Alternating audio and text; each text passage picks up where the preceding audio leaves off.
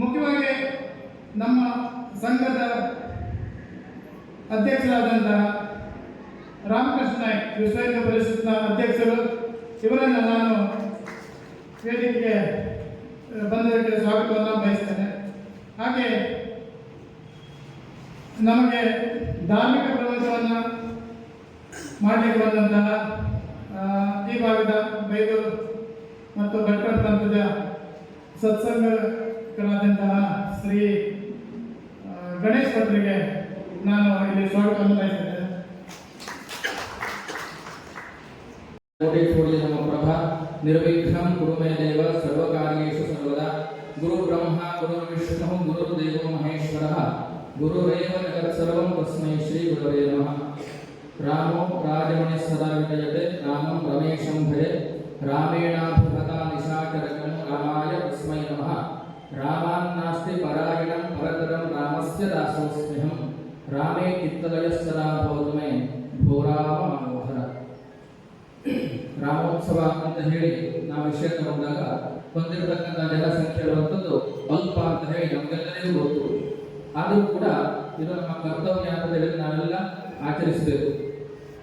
ಮೊದಲನೇದಾಗಿ ವಿಶ್ವ ಹಿಂದೂ ಪರಿಷತ್ ಹಾಗೂ ಬಜರಂಗ ದಳದ ಪರವಾಗಿ ವತಿಯಿಂದ ನಡೆಯತಕ್ಕಂತಹ ಈ ಕಾರ್ಯಕ್ರಮಕ್ಕೆ ಆಗಮಿಸಿದಂತಹ ಎಲ್ಲ ಒಂದು ಧರ್ಮಾಭಿಮಾನಿಗಳಿಗೆ ಸ್ವಾಗತವನ್ನ ಹಾಗೂ ವಂದನೆಗಳನ್ನು ಅರ್ಪಿಸ್ತಾ ಶುಭಾಶಯಗಳೊಂದಿಗೆ ಹಾಗೂ 10 ರಿಂದ 15 ಅರ್ಧ ಗಂಟೆ 2 ಗಂಟೆಯಲ್ಲಿ ರಾಮಾಯಣದ ಸಾರ ಅಥವಾ ಆ ಪ್ರಭುಗಳ ಒಂದು ಜೀವನ ಚರಿತ್ರೆಯನ್ನು ಸಂಕ್ಷಿಪ್ತವಾಗಿ ಹೇಳಬೇಕು ಅಂತಂದ್ರೆ ಅದು ಬಹಳ ಕಷ್ಟದ ಕೆಲಸ.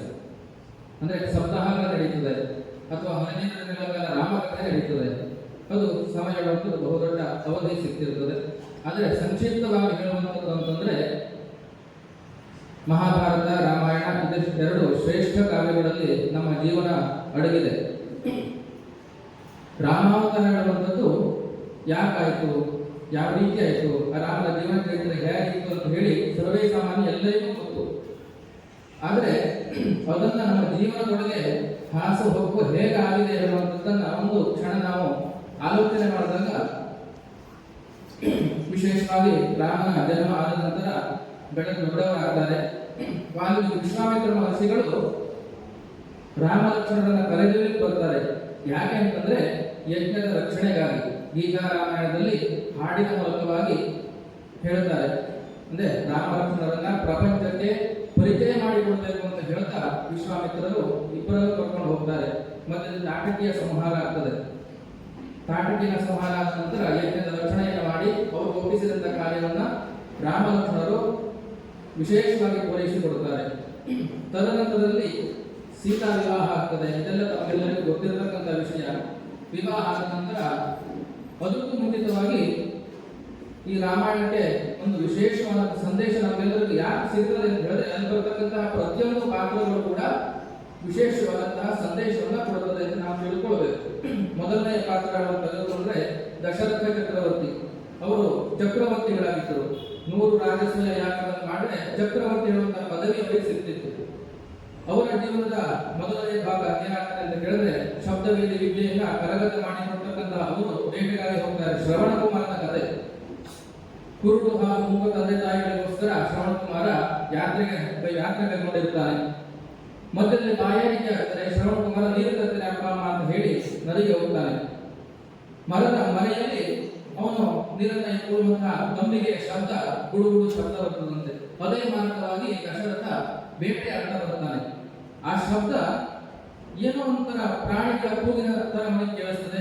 ಶಬ್ದವೇದಿಯನ್ನ ಪ್ರಯೋಗ ಮಾಡ್ತಾನೆ. ಬಾಣ ಹೋಗಿ ನೇರವಾಗಿ ಶ್ರವಣ ಕುಮಾರನ ಕರ್ಣನ್ನ ಸೀಳುತ್ತದೆ.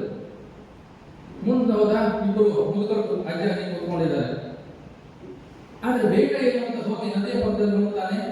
ನೋಡಿದಾಗ ಮನುಷ್ಯ ನರಜನ್ಮ ಪಡೆದಂತಹ ಶ್ರವಣ ಕುಮಾರ ಸುಂದರವಾದ ಯುವಕ ಮೃತನಾಗಿದ್ದಾನೆ. ಪುನಃ ಬರ್ತಾನೆ. ಈಗ ಅವರ ಮಗ ಅಂತ ತಿಳಿಯುತ್ತದೆ. ಯಾವ ಪಾಯಿತ ಹೇಳಿದೆ ಶಬ್ದವೇದಿನ ಬಯಸಿ ನಾನು ಮನುಷ್ಯನನ್ನು ಕೊಂದೆ ಯಾವ ಪಾಯಿತ ಹೇಳ್ತಾರೆ. ಅಂದ್ರೆ ಚಕ್ರವರ್ತಿ ಆದರೂ ಕೂಡ ಪ್ರತ್ಯಕ್ಷ ಕಣ್ಣನ್ನು ಪರಾಮರ್ಶಿಸಿ ನೋಡದೆ ಕೆಲಸ ಮಾಡಿದರೆ ಯಾರಾದರೆ ತಪ್ಪು ತಪ್ಪಾಗಿಯೇ ಹೋಗ್ತದೆ ಹೇಳುವಂತಹ ಒಂದು ಸಂದೇಶ ದಶರಥನಿಂದ ನಾವು ತೆಗೆದುಕೊಳ್ತೇವೆ. ತದನಂತರದಲ್ಲಿ ರಾಮನ ಒಂದು ವ್ಯಕ್ತಿತ್ವವನ್ನು ನೋಡಿದಾಗ ಶಾಸ್ತ್ರಕಾರ ಹೇಳ್ತಾರೆ, ಯಾವ ರೀತಿ ಹುಣ್ಣಿಮೆಯಿಂದ ಅಮಾವಾಸ್ಯೆಗೆ, ಅಮಾವಾಸ್ಯೆಯಿಂದ ಹುಣ್ಣಿಮೆಗೆ ಕೇವಲ 1 ತಿಂಗಳು ಇರ್ತದೆ, ಪಾಡ್ಯದಿಂದ ಅಮಾವಾಸ್ಯೆ 15 ದಿನಗಳು ಮಾತ್ರ ಇರ್ತದೆ. ಯಾವುದೇ ಯುಗ ಬರಲಿ, ಯಾವುದೇ ವಾತಾವರಣ ಎಷ್ಟೇ ವಿಪರೀತಗಳಾದರೂ ಕೂಡ 15 ದಿವಸ ಆಗಿರ್ತದೆ, 16ನೇ ದಿವಸ ಇರುವುದಿಲ್ಲ. ಅದೇ ರೀತಿಯಲ್ಲಿ 16 ಕಲೆಗಳನ್ನು ಹೊಂದಿರತಕ್ಕಂಥ ಏಕೈಕ ವ್ಯಕ್ತಿತ್ವ ಅಂತಂದ್ರೆ ಶ್ರೀರಾಮಚಂದ್ರನಾಗಿತ್ತಂತೆ. ಹಾಗೂ ರಾಮನ ಮೂಲಾಧಾರ ಚಕ್ರ ಸಂಪೂರ್ಣವಾಗಿ ಜಾಗೃತ ಆಗಿತ್ತಂತೆ. ಹಾಗಾಗಿ ಆ ರಾಮಚಂದ್ರನ ವ್ಯಕ್ತಿತ್ವಕ್ಕೆ ಅಷ್ಟೊಂದು ಮಹತ್ವ ಕೊಟ್ಟು ಪುರಾಣದಲ್ಲಿ ವಿವರಿಸಿದ್ದಾರೆ.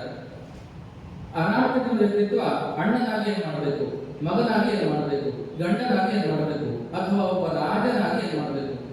ಈ ಕಾಲದ ರಾಜಕಾರಣಕ್ಕೂ ರಾಮನ ರಾಜಕಾರಣಕ್ಕೂ ಎಷ್ಟು ವ್ಯತ್ಯಾಸ. ಕಲಿಯುಗದ ಪ್ರಭಾವದಿಂದ ಈಗಿನ ರಾಜಕಾರಣ ಕೊಳೆ ನಾಗ್ತಾ ಇದೆ. ಹಾಗಾಗಿ ರಾಮಚಂದ್ರ ನಾಳೆ ಬೆಳಿಗ್ಗೆ ಆದರೆ ಪಟ್ಟಾಭಿಷೇಕ, ಭರತಖಂಡದ ಶ್ರೇಷ್ಠ ರಾಜನಾಗಿ ಅಂದ್ರೆ ಅವತಾರ ಪುರುಷ ಮಹಾವಿಷ್ಣು ಮನುಷ್ಯ ರೂಪಧಾರಿಯಾಗಿ ಭೂಮಿಗೆ ಬಂದು ಮನುಷ್ಯರು ಅನುಭವಿಸತಕ್ಕಂಥ ಎಲ್ಲ ಕಷ್ಟ ಸುಖಗಳನ್ನು ಅನುಭವಿಸಿ ಅವತಾರವನ್ನು ಪೂರೈಸಿ ಸಮಾಜಕ್ಕೆ ಅಥವಾ ಪ್ರಕೃತಿಗೆ ಒಳ್ಳೆಯ ಒಂದು ಸಂದೇಶವನ್ನು ಕೊಟ್ಟಂತ ವ್ಯಕ್ತಿತ್ವ ಅವನು. ಹಾಗಾಗಿ ಅವನ ದೇವರ ಯಾಕೂ ನಡ್ಕೊಳ್ಳಿಲ್ಲ. ಯಾಕಂದ್ರೆ ಮರುದಿನ ಪಟ್ಟಾಭಿಷೇಕ ಇಡೀ ರಾಜ್ಯ ದೇಶಗಳೆಲ್ಲ ಕೊಂಡಾಡ್ತಾ ಉಂಟು, ಸಂಭ್ರಮದಲ್ಲಿದೆ. ಅಲ್ಲೇನಾಯಿತು, ಮತ್ತೊಂದು ಪಾತ್ರ ಬಂತು, ಎಲ್ಲ ತಯಾರಿಗಳು ನಡೆದಿತ್ತು. ಆದರೆ ಆ ಮಂಥರ ಹೇಳುವಂತ ಒಂದು ಅಜ್ಜಿ ಇದ್ದರು, ಅವಳು ಕೆಟ್ಟವಳು ಅಂತಲ್ಲ, ಅವಳ ಸ್ವಭಾವವೇ ಹಾಗೆ. ಎಲ್ಲ ಒಳ್ಳೆಯ ನಡೀತದೆ ಅದನ್ನು ಹಾಳು ಮಾಡುವಂತಹ ಸ್ವಭಾವ. ಹಾಗಾಗಿ ಕೈಕೆಯ ಒಂದು ವ್ಯಕ್ತಿತ್ವ ರಾಮನ ಮಲತಾಯಿ ಅಂದ್ರೆ ಕೈಕೆಯ ವ್ಯಕ್ತಿತ್ವ ಮತ್ತೊಬ್ಬರು ಹೇಳಿದ್ದನ್ನು ಕೇಳುವಂಥದ್ದು, ಮಂಥರ ಏನು ಇದ್ದ ಕೆಲಸವನ್ನ ಹಾಳು ಮಾಡುವಂಥದ್ದು. ಆ ತಾಯಿಯನ್ನ ಅವಳ ಮನಸ್ಸನ್ನ ಕೆಡಿಸಿ ನಾಳೆ ಬೆಳಿಗ್ಗೆ ನಡೆಯುವಂತಹ ಪಟ್ಟಾಭಿಷೇಕವನ್ನ ನಿಲ್ಲಿಸ್ತಾಳೆ. ಯಾವ ಪಡ್ಕೊಂಡಂತ ವರದ ಒಂದು ಪ್ರಭಾವದಿಂದ ದಶರಥನಲ್ಲಿ ಕೇಳ್ತಾಳೆ ಏನಂತ, ರಾಮ ವನವಾಸಕ್ಕೆ ಹೋಗ್ಬೇಕು, ಭರತನಿಗೆ ಪಟ್ಟಾಭಿಷೇಕ ಆಗಬೇಕು ಅಂತ ಹೇಳಿ. ಅಂದ್ರೆ ನೋಡಿ ಎಷ್ಟು ವಿಚಿತ್ರ ಅಂತ ಹೇಳಿ, ತನ್ನ ಮಗನಿಗೆ ಪಟ್ಟಾಭಿಷೇಕ ಆಗಬೇಕು, ಹಿರಿಯ ಮಗ ರಾಮಚಂದ್ರ ವನವಾಸಕ್ಕೆ ಹೋಗಬೇಕು. ಒಂದೇ ಒಂದು ಮಾತನಾಡದೆ ಪಿತೃವಾಕ್ಯ ಪರಿಪಾಲನೆಗಾಗಿ ರಾಮಚಂದ್ರ ವನವಾಸಕ್ಕೆ ಹೋಗ್ತಾನೆ. ಎರಡನೇ ಮಾತಾಡದೆ ಪ್ರಶ್ನೆಯನ್ನು ಕೇಳಬೇಕು. ಅಂದ್ರೆ ತಂದೆಯ ಮಾತಿಗೆ ಎಷ್ಟು ಗೌರವವನ್ನು ಕೊಟ್ಟು ಎಷ್ಟೇ ಕಷ್ಟದ ವಿಷಯಗಳನ್ನು ಅವನು ಪಾಲಿಸುತ್ತಾನೆ ಅಂತ ಹೇಳಿ ಅದನ್ನು ನಾವು ತಗೊಳ್ಳುವಂತಹ ವಿಷಯ. ಮೂರನೆಯದು ಅಣ್ಣನಾಗಿ ರಾಮ ಲಕ್ಷ್ಮಣರಂತೆ ಇರಬೇಕು ಅಂತ ಹೇಳಿ ಸಹೋದರರನ್ನು ಹೋಲಿಸಿ ನಾವೆಲ್ಲ ಮಾತಾಡ್ತೇವೆ, ಹೇಳ್ತೇವೆ. ಆದ್ರೆ ಇತ್ತೀಚಿನ ವಾತಾವರಣದಲ್ಲಿ ಒಂದೇ ಮನೆ ಕೂಡ ಅಣ್ಣ ತಮ್ಮಂದರಿಗೆ ಮನೆಯಲ್ಲಿ ಒಂದು ಗೋಡೆ ಹಾಕಿ 2 ಅಡುಗೆ ಮಾಡಿ ಎಷ್ಟೆಲ್ಲ ಪ್ರಕರಣ ನಡೀತದೆ. ಆದರೆ ಅಣ್ಣನ ರಕ್ಷಣೆಗಾಗಿ ವನವಾಸ ಕೊಟ್ಟಂತ ರಾಮನಿಗೆ ಲಕ್ಷ್ಮಣ ಹೊರಟು ಬಿಡ್ತಾನೆ ಒಟ್ಟಿಗೆ.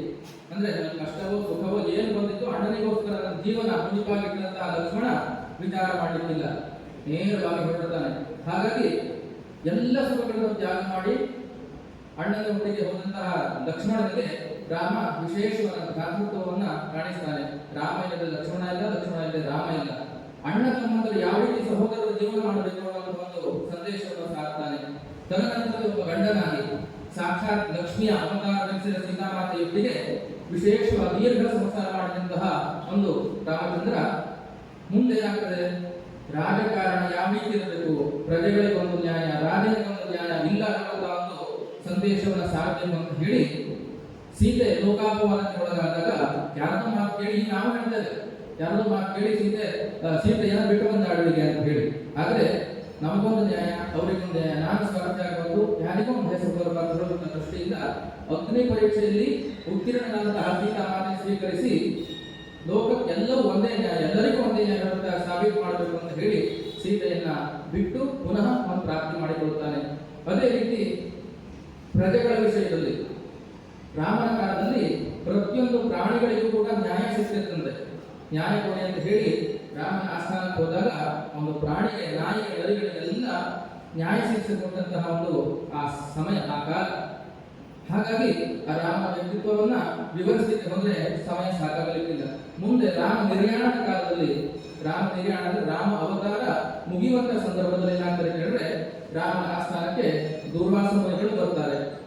ದೂರ್ವಾಸ ಮುನಿಗಳು ಬರುವುದಕ್ಕಿಂತ ಮುಂಚೆ ಏನಾಗುತ್ತಾರೆ ಹೇಳಿದ್ರೆ, ಕಾಲ ಪುರುಷ ಅಂದ್ರೆ ದೇವರು ಕೂಡ ಕಾಲದ ಚಕ್ರದಲ್ಲಿ ಸೀಮಿತಗೊಳಿಸಬೇಕು ಅನ್ನುವಂಥ ಒಂದು ಸಂದೇಶದಲ್ಲಿ ಬರುತ್ತದೆ. ರಾಮ ಹಾಗೂ ವೇಷವನ್ನ ಬದಲಿಸಿ ಬಂದಂತ ಕಾಲಪುರುಷರ ಒಂದು ಮಾತುಕತೆ ನಡೀತದೆ. ಕಾಲಪುರುಷ ಹೇಳ್ತಾನೆ, ರಾಮಾವತಾರ ಮುಗಿತಾ ಬಂದಿದೆ, ನೀನು ಇಲ್ಲೇ ರಾಜ್ಯಭಾರ ಮಾಡ್ತಾ ಕೂತ್ರೆ ಮೇಲೆ ವೈಕುಂಠ ಖಾಲಿ ಆಗುಂಟು. ಹಾಗಾಗಿ ಅವತಾರ ಮುಗಿಯುವಂತ ಸಂದರ್ಭ ಬಂದಿದೆ. ಈ ಹೊರಡುವಂತ ಸಮಯ ಮಾಡಿಕೊಂಡಂತ ಒಂದು ಚರ್ಚೆ ನಡೀತಾ ಇರ್ತದೆ. ಅದಕ್ಕೂ ಮುಂಚೆ ಆ ಕಾಲಪುರುಷ ರಾಮನಲ್ಲಿ ಒಂದು ಮಾತನ್ನು ಹೇಳ್ತಾನೆ, ನನ್ನದು ನಿನ್ನ ಚರ್ಚೆ ನಡಿಬೇಕಿದ್ರೆ ಇನ್ನೊಬ್ರು ಯಾರು ಒಳಗೆ ಪ್ರವೇಶ ಮಾಡಬಾರದು, ಬಾಗಿಲನ್ನು ಭದ್ರವಾಗಿ ಹಾಕಿಡು, ಯಾರೇ ಬಂದು ತೆಗಿಬೇಡ ಅಂತ ಹೇಳಿರ್ತಾನೆ. ತಕ್ಷಣದಲ್ಲಿ ದುರ್ವಾಸ ಮುನಿಗಳ ಆಗಮನ ಆಗ್ತದೆ. ಕಾವಲುಗಾರ ಲಕ್ಷ್ಮಣ, ಮತ್ತೆ ಯಾರೋ ರಾಮ ಲಕ್ಷ್ಮಣ ನೀನೇ ಕಾವಲುಗಾರ, ಬೇರೆ ಯಾರಾದ್ರೂ ಇದ್ರೆ ಬಾಗಿ ತೆಗೆದುಬಿಟ್ಟಾರೋ ಅವರಿಗೆ ಅರ್ಥ ಆಗೋದಿಲ್ಲ, ನೀನೇ ಕಾವಲುಗಾರ ಅಂತ ಲಕ್ಷ್ಮಣನನ್ನ ನೇಮಿಸ್ತಾನೆ. ಬಂದದ್ದು ದುರ್ವಾಸ ಮುನಿಗಳು.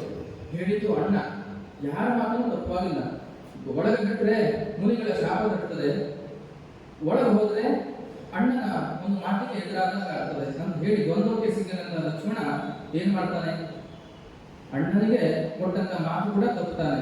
ಅಂದ್ರೆ ಅಷ್ಟು ವಿಶ್ವಾಸ, ಅಷ್ಟು ನಂಬಿಕೆ, ಯಾವುದೇ ಶಿಕ್ಷೆ ಅದೇನಾಗಿತ್ತು, ಮಾತಿಗೆ ಕೊಟ್ಟ ಮಾತಿಗೆ ತಪ್ಪಿದರೆ ರಾಜನೀತಿಯಲ್ಲಿ ಮರಣದಂಡನೆ ಆಗಿತ್ತು ಅವಾಗ ರಾಜಕಾರಣದಲ್ಲಿ. ಹಾಗಾಗಿ ಲಕ್ಷ್ಮಣನಿಗೂ ಗೊತ್ತಿತ್ತು. ಆದರೂ ಕೂಡ ದೂರ್ವಾಸ ಮುನಿಗಳಿಗೆ ನಾನು ಅನ್ಯಾಯ ಮಾಡಲಿಕ್ಕಾಗುವುದಿಲ್ಲ, ಅವರಿಗೂ ಕೂಡ ಒಳ್ಳೆಯದಾಗಿರ್ಬೇಕು ಅಂತ ಹೇಳಿ ಒಳಗಡೆ ಹೋಗ್ತಾನೆ. ಹೇಳಲಿಕ್ಕೆ ಯಾರು ದೂರ್ವಾಸ ಮುನಿಗಳು ಬಂದರು ಅಂತ ಹೇಳಲಿಕ್ಕೆ ಒಳಗಡೆ ಹೋಗ್ತಾನೆ. ಹೋಗಿ ಆಯ್ತು ಬಿಡು ಅಂತ ಹೇಳಿ ಕಳಿಸಿದ ದೂರ್ವಾಸ ಮುನಿಗಳು ಒಳಗೆ ಹೋಗ್ತಾರೆ. ಅವರ ಚರ್ಚೆ ಅರ್ಧಕ್ಕೆ ನಿಲ್ತದೆ. ಆಗ ಎದುರುಗಡೆ ರಾಮನ ಹೇಳ್ತಾನೆ ಲಕ್ಷ್ಮಣನ ಹತ್ರ, ಯಾಕೆ ಈ ರೀತಿ ಮಾಡಿಬಿಟ್ಟೆ ನೀನು, ನಾನು ಏನ್ ಹೇಳಿದ್ದೇನೆ ನಂತರ, ಯಾರೇ ಬಂದ್ರು ಕೂಡ ಬ್ರಹ್ಮ ಬಂದು ಕೂಡ ಬಾಗಿಲ ತೆಗಿಬೇಡ ಅಂತ ಹೇಳಿದ್ನಲ್ಲ, ಮತ್ತೆ ಈ ತೆಗೆದು ಯಾಕೆ ತಪ್ಪು ಮಾಡಿದೆ, ಈಗ ನಾನು ರಾಜಾಜ್ಞೆಯನ್ನ ಮೀರಬೇಕು, ನಾನು ಕೊಟ್ಟಂತ ಮಾತನ್ನು ಸುಳ್ಳಾಡಬೇಕು, ಏನು ಮಾಡಲಿ ಅಂತ ಹೇಳಿದಾಗ ಲಕ್ಷ್ಮಣ ಅಣ್ಣನ ಹತ್ರ ಹೇಳ್ತಾನೆ, ಆ ರಾಜಾಜ್ಞೆಯ ಪ್ರಕಾರ ನನಗೆ ಮರಣದಂಡೆಯನ್ನು ಕೊಡು ರಾಜ ಅಣ್ಣ ಅಂತ ಹೇಳಿ ಒಪ್ಕೊಂಡಿರ್ತಾನೆ. ಅಂದ್ರೆ ರಾಜರಿಗೆ ರಾಜಕಾರಣ ಅಂದ್ರೆ ಆ ರೀತಿ, ಎಲ್ಲೇ ಒಂದು ಸ್ವಲ್ಪವೂ ಕೂಡ ಆಚೆಗೆ ಆಗದೆ ನ್ಯಾಯಕ್ಕೆ ಸರಿಯಾದಂತಹ ಒಂದು ತುಲನೆಯನ್ನು ಮಾಡಿ ಸರಿಯಾದಂತಹ ನ್ಯಾಯ ಒದಗಿಸಿಕೊಡುವಂತಹ ಸಂದರ್ಭ ರಾಮನ ಕಾಲ ಆಗಿತ್ತು. ಈಗಾಗಲೇ ಹಾಗಾಗಲಿಕ್ಕೆ ಸಾಧ್ಯ ಇಲ್ಲ. ಈಗ ಅನ್ನ ಒಂದ್ ಕಡೆ ತಮ್ಮ ಕಡೆ ಸೇಫ್ ಮಾಡಿ ಬಂದಂತ ಮನೆಗಳಿಗೆ ಬೇರೆ ವ್ಯವಸ್ಥೆ ಮಾಡುವ ಅಂತ ಹೇಳಿ ಎಲ್ಲವೂ ಚಿತ್ರಚಿತ್ರಾಗಿ ಹೋಗ್ತದೆ. ಆ ಕಾಲ ಆ ರೀತಿ ಇತ್ತಂತೆ. ಹಾಗಾಗಿ ರಾಮಾಯಣದಲ್ಲಿ ಪ್ರತಿಯೊಂದು ಘಟನೆಗಳು, ಪ್ರತಿಯೊಂದು ಪಾತ್ರಗಳು, ಪ್ರತಿಯೊಂದು ವಿಷಯಗಳು ಕೂಡ ನಾವು ಪ್ರತಿನಿತ್ಯ ಆರಾಧನೆ ಅನುಷ್ಠಾನ ಮಾಡ್ತಕ್ಕಂಥವು. ಹಾಗಾಗಿ ಸಮಯ ತುಂಬಾ ಕಡಿಮೆ ಇದೆ, ಮಾತಾಡಲಿಕ್ಕೆ ತುಂಬಾ ಉಂಟು. ಆದರೆ ಸಮಯ ಬಂಧನಕ್ಕೆ ನಾವು ಕೂಡ ಒಳಗಾಗಿರಬೇಕಾಗ್ತದೆ. ಹಾಗಾಗಿ ಆ ಬಂಧನಕ್ಕೆ ಒಳಗಾಗಿ ರಾಮಾಯಣವನ್ನ, ಮಹಾಭಾರತವನ್ನ ಆದಷ್ಟು ದೇವಸ್ಥಾನಗಳಲ್ಲಿ, ಧಾರ್ಮಿಕ ಕೇಂದ್ರಗಳಲ್ಲಿ ಪಾಠ ಪ್ರವಚನಗಳನ್ನು ನಡೆಸಿ ನಮ್ಮ ಸನಾತನ ಧರ್ಮವನ್ನ ಉಳಿಸಲಿಕ್ಕೆ ಎಲ್ಲರೂ ಬಡ್ಡಿಬದ್ಧರಾಗಬೇಕು ಅನ್ನುವಂಥ ಮಾತನ್ನು ಕೂಡ ನಾವು ಹೇಳಲಿಕ್ಕೆ ಇಚ್ಛೆ ಪಡೋಣ. ಹಾಗಾಗಿ ನಾವು ತಿಳ್ಕೊಂಡಿರ್ತಕ್ಕಂಥ ಸಾಧನೆ ಧಾರ್ಮಿಕತೆ, ಸನಾತನ ಧರ್ಮ, ಅದನ್ನು ಉಳಿಸಿದರೆ ಮಾತ್ರ ನಮ್ಮ ಬದುಕು ಉಳಿದಿತ್ತು. ಇಲ್ಲ ಅಂತಂದ್ರೆ ನಮ್ಮ ಮುಂದಿನ ಪೀಳಿಗೆ ಅನಾಹುತಕ್ಕೆ ಈಡಾದೀತು ಅನ್ನುವಂಥ ಸ್ಪಷ್ಟ ಸಂದೇಶ ನಮಗೆಲ್ಲರೂ ಕಣ್ಮುಂದೆ ಕಾಣಿಸ್ತಾ ಇದೆ. ಹಾಗಾಗಿ ಇಷ್ಟೊತ್ತಿನ ತನಕ ಮಾತಾಡಲಿಕ್ಕೆ ಒಂದು ಅವಕಾಶ ಕೊಟ್ಟಂತಹ ಎಲ್ಲ ಸಭೆಗಳಿಗೆ, ಅಧ್ಯಕ್ಷರಿಗೆ ಹಾಗೂ ಸಂಘ ಪರಿವಾರದ ಎಲ್ಲ ಅವ್ಯಕ್ತ ಸದಸ್ಯರಿಗೂ ಕೂಡ ನಾವು ಕೃತಜ್ಞತೆಯನ್ನು ಸಲ್ಲಿಸಿ ಹಾಗೂ ಭಾರತ ಮಾತೆಗೆ ವಂದಿಸಿ ನಮ್ಮ ಮಾತಿಗೆ ಪೂರ್ಣ ವಿರಾಮ ಹೇಳ್ತೇವೆ. ಒಂದೇ ಮಾತನಾಡು. ಜೈ ಶ್ರೀರಾಮ್. ನಾವೆಲ್ಲರೂ ಸೇರಿ ಧರ್ಮ ಜಾಗೃತಿ ಮೂಡಿಸುವ ಒಟ್ಟಿಗೆ ಧಾರ್ಮಿಕತೆಯನ್ನು ಅಳವಡಿಸಿಕೊಳ್ಳಬೇಕೆಂಬ ಮಾತನಾಡಿದಂಥ ಶ್ರೀ ಗಣೇಶ್ ಭಟ್ ಬೈಲೂರವರಿಗೆ ಧನ್ಯವಾದಗಳು. ಕಾರ್ಯಕ್ರಮದ ಅಧ್ಯಕ್ಷರಾದಂಥ ರಾಮಕೃಷ್ಣ ನುಡಿಗಾಗಿ ಈ ಒಂದು ವೇದಿಕೆಯನ್ನು ನೀಡ್ತಾ ಇದ್ದೇವೆ.